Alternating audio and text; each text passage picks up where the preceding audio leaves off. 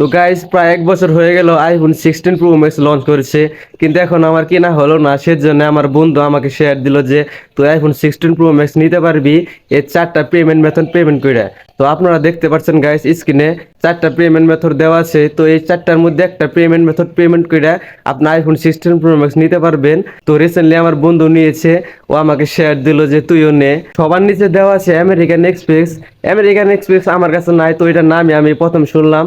তার উপরে দেওয়া আছে মাস্টার কার্ড, এগুলো আমার কাছে না, এগুলো বড় লোক মানুষের কাছে থাকে। তার উপরে দেওয়া আছে ভিসা কার্ড, এই ভিসা কার্ড আমার কাছে আছে, কিন্তু এই ভিসা কার্ডে যে টাকা আছে ওই টাকা দিয়ে আইফোন তো দূরের কথা, আইফোন একটা ব্যাক কভারও হইব না। তার উপরে একটা পেমেন্ট মেথড দেওয়া আছে।